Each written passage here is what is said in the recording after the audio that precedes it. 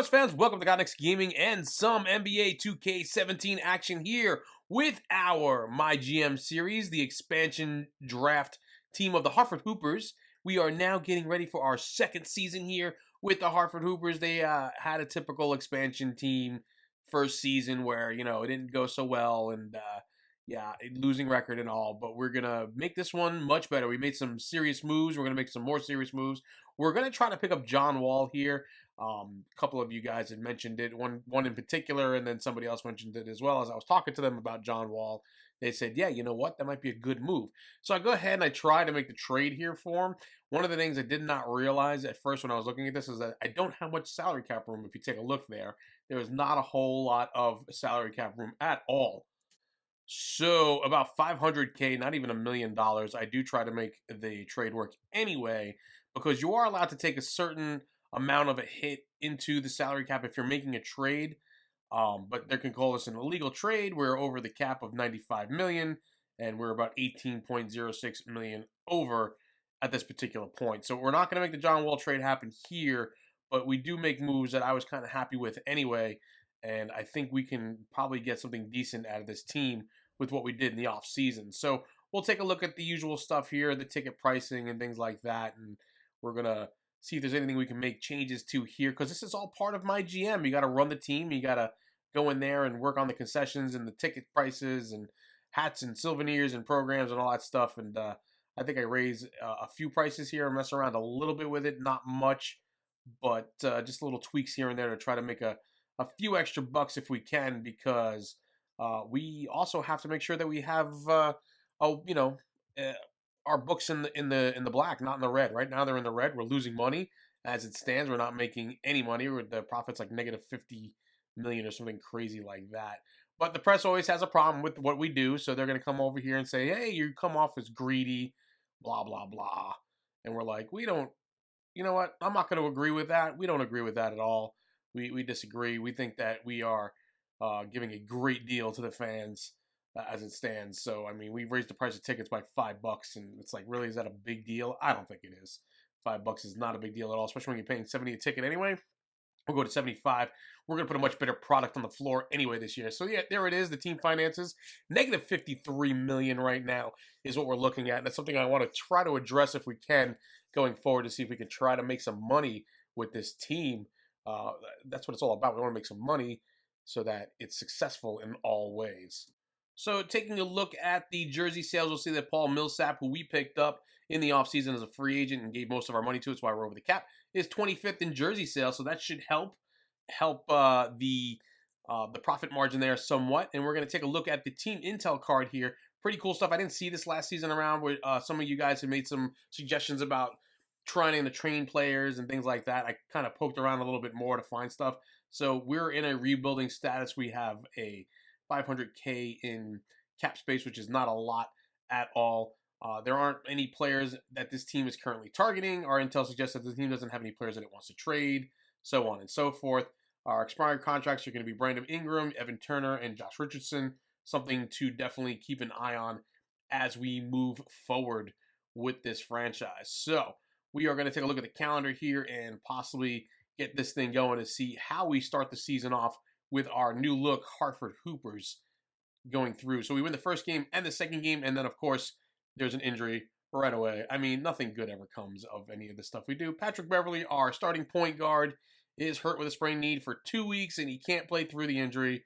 So we'll just have our new coach take care of this. Doc Rivers, the legendary Doc Rivers, is out there. Our coach is going to make the moves for us there. So then we lose a game, and then we win 2 more games there. So we start off 4-1 here as we get things through that. We're going to do a lot of simming through here. I'm going to pop up a few things around so that you guys can see. I'm going to try a little bit of a different approach with this going forward. We're going to sim a bunch of games, and then we're going to take a look around and see moves we can make, changes we can make, things like that. Try to address things as we go. I'm also going to show a few box scores here and there so you can kind of get an idea what the team looks like on paper after a game. So here's a nice win, 120-93 over the Grizzlies. And then the Charlotte Hornets as well. We'll take a look at the Denver Nuggets, and we can see how these guys are doing pretty good there. Millsap and Ingram and Turner all with 20 points each.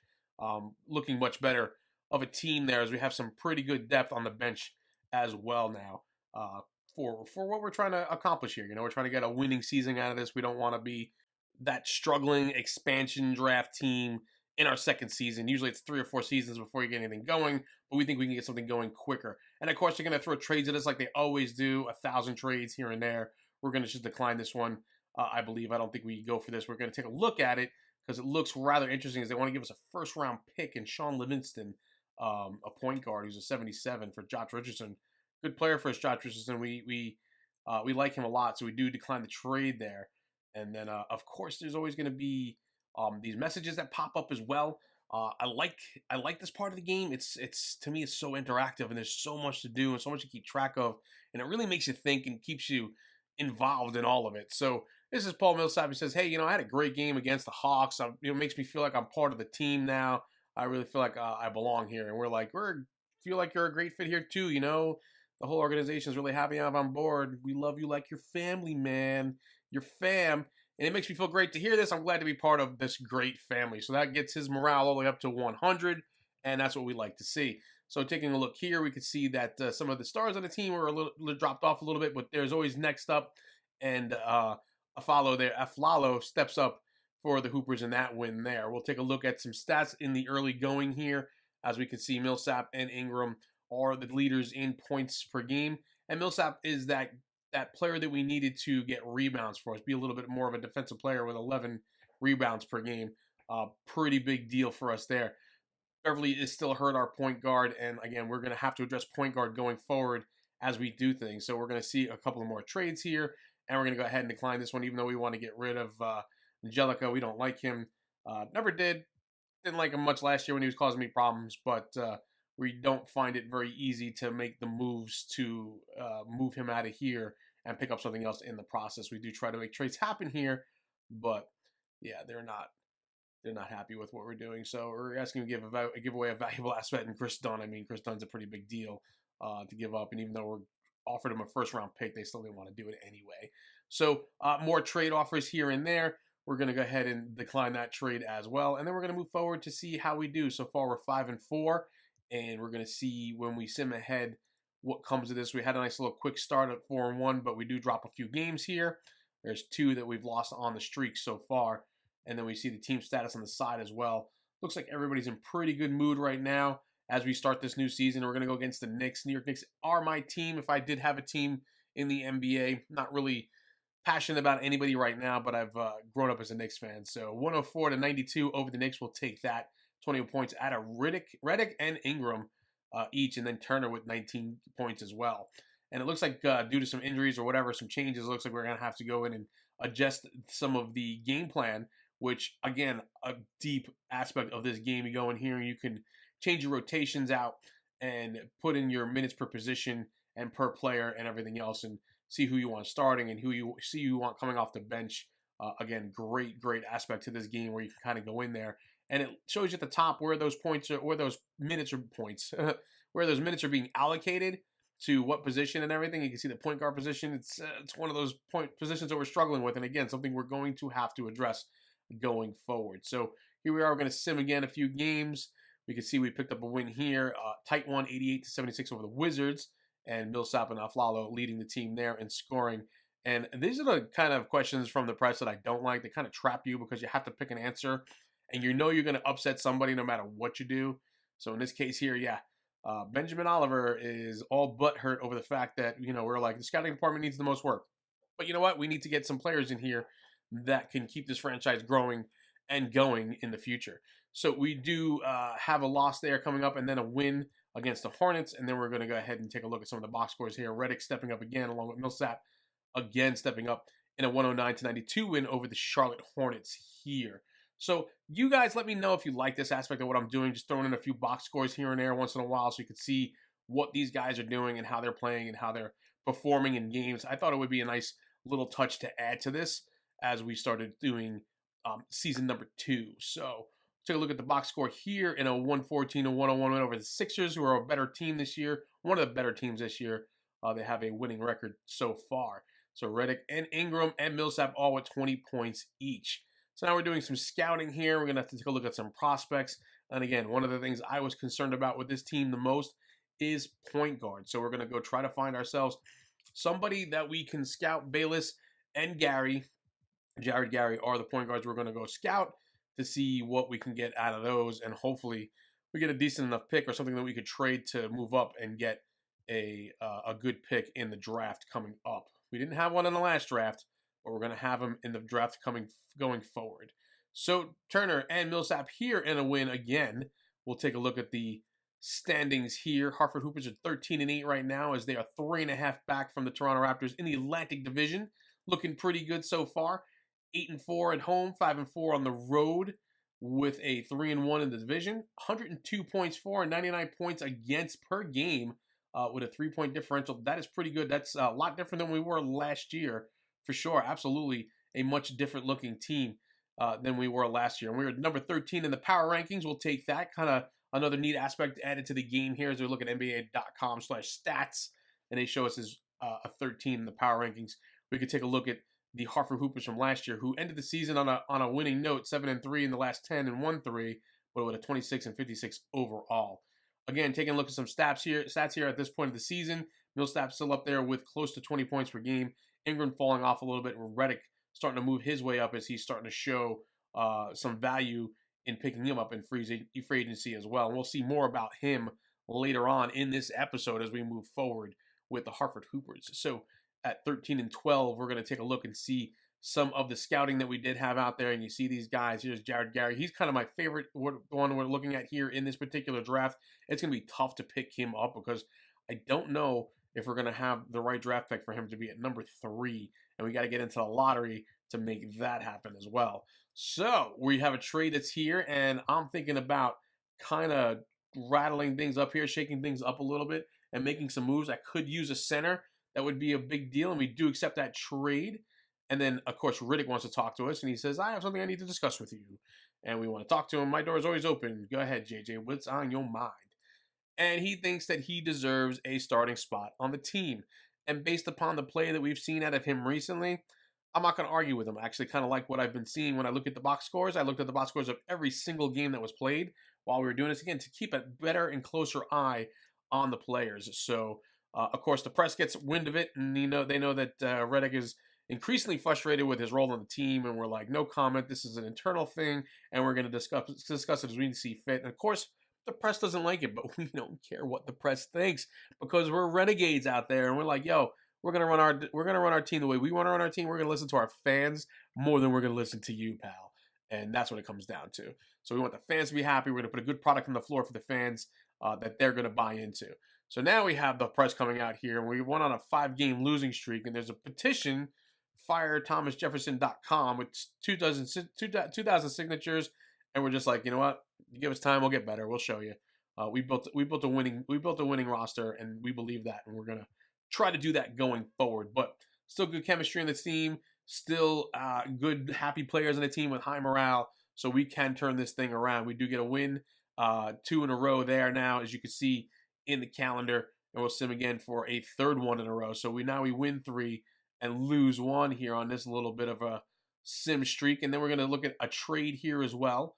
We're going to try to move Izeli, who's 28 years old, try to see if we can pick ourselves up a pick or something like that, around a 1st-round draft pick or a 2nd-round draft pick for him, as we want to try to move him off the team. Wasn't happy with the way he was performing, and we did pick up a center in a trade recently, but we do want to make sure we have depth on the bench for a center. So we're going to go look at Walter Tavares, who 70 overall, not bad, and we can sign him for cheap, and it'll kind of help a little bit with our cap room situation, I believe, as well as we sign a cheaper player than what we had in Izeli. So taking a look at this one here, this is a huge offer of a trade. Josh Richardson does become a free agent at the end of the season. They're offering us 2 first-round picks, one of them protected, and it's going to be hard to give him up. He's a 76 overall shooting guard, but he is a good all-around player for us, and he does make some decent moves. So we're going to agree to that trade. How can you give up 2 first-round picks coming up, not in this draft, but the next one? And we do have to make some roster changes, of course. But we're going to go take a look back to see what Richardson did in his last game, that 118-101. And this is probably what put them over the top, the Rockets, for wanting to pick him up. He had 23 points in that game for the Hoopers, and they're like, yeah, this is somebody special with 24 minutes in the game. He had 23 points, 2 rebounds, and assists. only 1 turnover there. So that we make that move, we get 2 first-round picks. It's going to help us out going down the road in the future. It's a big loss for us, but we'll make it work. I am pretty sure about that and confident as well. So we're taking a look at some of the player contracts as well. As we can see, our salary cap room is now in the negative numbers there. Again, we made trades to make some moves here, and we took a little bit of a hit there, a penalty for making that trade, but that's fine. We'll deal with that going forward, and we're going to try to even things out a little bit better here. We also want to try to move Osick if we can as well, who is accounting to 11 million on that cap. But we're taking a look at the All-Star break now here, and we can see the three-point contest. We have JJ Redick in there, who's got a 47% three-point percentage, which is unbelievable. Pretty good numbers right there. So the team may be on a winning streak right now, but the fans aren't feeling confident. What do you have to say to them? And of course, it's the press always trying to stir up the dirt. And where's the poop? But you know what? We're going to say, hey, I guess it's up to us to keep proving them wrong and earn their loyalty and respect. And that's what we're about. We're going to be a team that builds that loyalty, builds that respect. So here we are now looking at the playoff picture. We are 4th in the Eastern Conference, 34-26 with a .567 percentage. We're 5.5 games back of those Raptors. Looking pretty good to this point of the season. Pretty happy with the performances all around that the Hoopers are giving us here. So we're going to try to extend that winning streak to 10 games now, and we're going to see what we can do with that. Actually, we kind of missed out on a 10-game winning streak, I'm sorry, and the owner wasn't happy about it. He kind of gave us a goal there, and we didn't make it. We lost one, but then we go out and pick up 4 more wins, and we can see Redick up there, 38 points in the game. Absolute monster and beast in this one for the Hoopers in a 111-106 win over the Bucks, and he is looking super valuable to us at this point. That was looking like a great signing for us. So we'll take a look at some stats now as we are getting later on into the season. 18.5, 17.3, and 15.5 for our top 3 guys there. And of course, Millsap still has double digit in rebounds per game. He had a lot of games with double doubles in it. I will say that much for him. He was definitely a good signing for us. Although it was steep in salary cap and everything else, it was definitely a good signing, as we do have a fantastic winning record at 44-33 at this point. So we do not get the goal for 20 away wins, 20 wins away from home, the away games, I'm sorry, as I started through this. And we're coming up to the end of the season here. We can see 46-35. One more game left on the calendar against the Pistons. Can we go off of here in a win and have the right momentum going into the playoffs? I hope, because we are in the playoffs, folks, and we do get the win 112-106 against them. You've had a very successful season. You have home court advantage in round 1 of expectations for your team in the playoffs. And, well, you know what? We're going to be like, we're a team on the rise, but it's not quite ready to truly compete. We're going to take this as a learning opportunity for the younger guys. And believe it or not, even though it was kind of a cop-out answer, it brought up the morale of all the players, including Brandon Ingram and Kevin Looney as well, as they liked to hear what we say. So we're going to take a look at some of the awards. Most valuable player goes to Russell Westbrook with his 24.3 per game. And we're going to take a look at Rookie of the Year was Bernard Shelton, somebody who we scouted heavily, but of course we didn't have a draft pick, so we didn't get him. Sixth Man of the Year goes to Brandon Knight. And surprised to see that we didn't have really the sixth man in there. And Kwani Leonard as well, Defensive Player of the Year in there, 24.2. Most improved player was Tristan Thompson. And we're going to take a look at Jay Triano, Coach of the Year. Doc Rivers did not get it. With the 58 wins and 24 losses, he definitely deserved it, though, in 16 years. Executive of the Year is Nathan Mack. Wasn't us. We didn't get the GM of the Year award. I don't get the feeling we're going to win one of those anytime soon, but we're going to keep trying and plugging to see if we can do something there as far as that goes. So we're going to wrap around here. We're going to take a look at some of the other awards that go around. So NBA third team, all NBA third team, Paul Millsap's in there, forward for the Hartford Hoopers. Yeah, absolutely. And we're going to take a look at the playoffs here as well. We're going against the Orlando Magic. They are the 5th seed. We are the 4th seed. We have a pretty happy and stoked, fired up team here getting ready to go into the playoffs. We'll take a look here. 47-35 is how we finish off the season. 9 games back. You see that 19 wins to 22 losses on the road. And something we're going to take a look at improving going forward for next season. But right now, folks, we're going to enjoy the playoffs. And that's right. We're in the playoffs. We take a look at the Hartford Hoopers here. Conference ranked 4th. Division ranked 3rd. Power ranking is 8 84% team chemistry. We'll take a quick look at the finances. 52 million is in the hole, as we are on a kind of a downside here with the expenses and stuff like that, but something we're going to kind of work out and hopefully even out with some playoff games here as we do, again, have home court advantage, so hopefully I can help out. Take a look at the strength and weaknesses here. This is like the team card I was talking about, some of the depth in this thing. You can see where we have to work on. And athleticism is one of the things I'm definitely going to want to work on for next season going forward. So let's go ahead and simulate a few games here. You don't want to watch me play them, so I'm not going to play them. I'm just going to sim through it. And we lose the first one there to the Magic. And we're going to take a look at this one. And then we go and even it up in game 2. And now we're going to go ahead and simulate game 3. Let's see what happens here. And they take a loss. So it's 2-1 now in Orlando's favor here.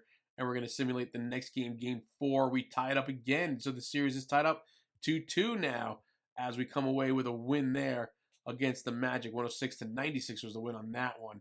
And we're going to go ahead and simulate here and see what happens. We lose that game, so it's 3-2. And he has a goal for us.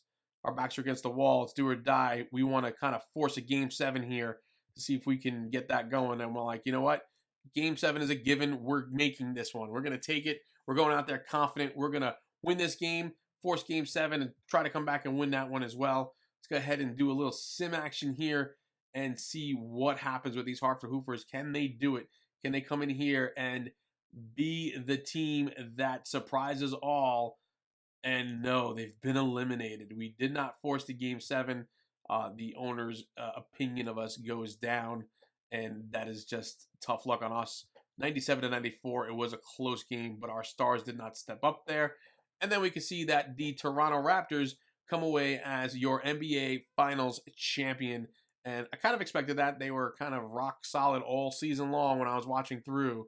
So that's what it is. And now we have a new demand from the owner. Kendrick Price wants us to have an 86 or higher to be the face of the franchise. And that's going to be a tall order. Unless Paul Millsap goes up in attributes and overall, it's going to be a tough one to see for that. It's going to be hard to try to sign somebody else as well, especially with our cap situation. We're going to try to make some room and make some moves to make it work. And we'll give it the old college try. And he's like, it's not hard to get on the phone and just do it, dude.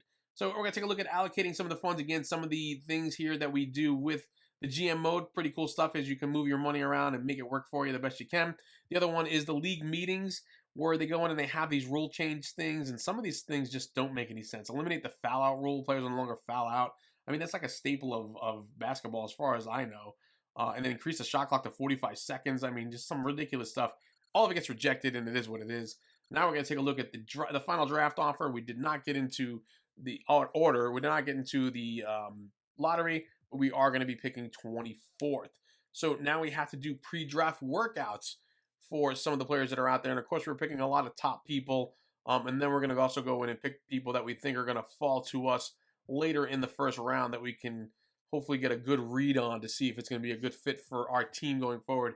Again, my main focus here as I was doing scouting was a point guard, and it's going to be a tall order as I'm looking at things here to see if we're going to actually be able to pick up a point guard going forward. It's just going to be one of those tough things. I'm not sure how it's going to work out for us based upon where some of these top point guards are going or being projected for the draft coming up. So now we're going to go ahead and move on forward here to take a look at our roster. We have Millsap as an 87. We have Ingram as an 81. And again, this is before progression. Redick, Manhini, and Beverly, and Crabbe, Turner, Ingles, all on the roster here still. Looking at the bottom of the roster as well, we have Tavares, who we signed later on. Osik is a center that we definitely have to move, as he has a low overall, and he's getting a huge contract at around $11 or $12 million. Something we need to definitely try to make some cap space for. So looking at this here, the head coach gives us advice on the draft. He wants Chris Harding as shooting guard. And we're going to take a look at that prospect before moving forward. And actually, yeah, you know what? We like the way he looks. He's got a C- defense, D+ on the offense, and he's going to kind of fall close to where we're going to be drafting at 24. And we take a look at some of his strengths and weaknesses as well. Doesn't have any business taking a 3 ever, which is one of the most funny ones that I saw in here. And but he does have that passing and playmaking ability that should be pretty good for us. So we're going to go ahead and jump into the draft here for this one. We're into round one now, and we're picking 24th, but we're going to take a look at the number one pick overall before jumping ahead to our pick. Kind of like to do this, kind of want to see who the first pick's going to be, and it's going to be Marshall Gatson, who I don't even think I scouted him at all because I wasn't looking for a shooting guard when I was doing my scouting, but he's an 85 overall, 21 years old, and wait till you see some of his stats. 34.5 points per game, 7.4 in the rebounds, and 6 in the assists. That is a solid player and a definite superstar going forward. So Hoopers are on the clock. We're going to take a look here and make some moves. We are not going to make any trades. We're going to try to find somebody that we like. I like Gerbode. I did like the way he looked when I was doing some of the scouting and stuff like that. C- offense, D+ defense. He is a laid-back personality of a point guard. Should have success at the NBA level as he matures. So basically, he's going to have to get acclimated to the NBA style, and he'll do good. But he does not do a great job of forcing turnovers in defense. He's not really much of a defensive point guard, but more of an offensive point guard, which is fine. And then, of course, we know what Chris Harden looks like, and we are going to go ahead and draft Chris Harden after some much deliberating. It took me about 20 minutes to go through that, in all honesty, to try to figure out who I wanted. And I did stick with Coach Rivers' suggestion of Chris Harden, the shooting guard, to see how he fits for us. Moving forward, we're going to see if there's any trades that we can move here for us, moving our pick to get other picks or even players if we can. We're going to poke around and take a look and see what has to be offered out there for our second round pick here, 48. And we did not like what we saw. So we decided to go ahead and make the pick, and we're going to go pick somebody up here. Again, another suggestion from a coach who was this guy, Tencheng Wang, who is out of China, 6'10", 235 pounds. I forget his position already. He was what position was he? I don't even know. Small forward. Absolutely, that's right. Power forward. He's probably going to fit into the power forward spot more than anything else there. But we're going to go ahead and accept and sign them as part of the process here. Rookie signings. And then we have pending options as well. So we're going to accept Ingram's option. We're going to accept Beverly's option, 76 overall and an 81 overall. Definitely want to keep these guys on the team. We are going to decline Loney's option. We're not going to re-sign him to the team here. So now we're taking a look at some of the free agents we have on the team as well. And Mahinmi is going to test free agency. And we thought about trying to pitch him something to accept or listen to our contract offer, but like, you know what? Forget it. There's Evan Turner as well. We're going to try to re-sign him. I'm not sure about Ingles just yet. We're also going to take a look at free agency to see who's available. Harden, George Cousins, Carmelo Anthony, Isaiah Thomas would be a huge one if we could pick that one up. That would be absolutely amazing. But taking a look at some of these guys here, we do not have the cap room. We have $16 million in cap room. These guys are asking for $32 million. They're all top tier players for the contract, the 4-year, $114 million deal. We just cannot compete with any of that. We do take a look at some of them, but we wind up just kind of making everybody upset at us when we are making offers. So we're going to take a look a little bit further down the list to see what is available to us for us to go after. And we're going to try Austin Rivers here. We're going to make him an offer, see how it works out for us here. He's looking for about $4.5 million a year, and we're going to make that offer there to see if he likes it or not. He does accept it. So a couple more players that are signed and ready to go. We still have more work to do before heading into the season. I want to thank you guys for stopping by and checking this out in these long episodes. I will see you on the channel, and goodbye now.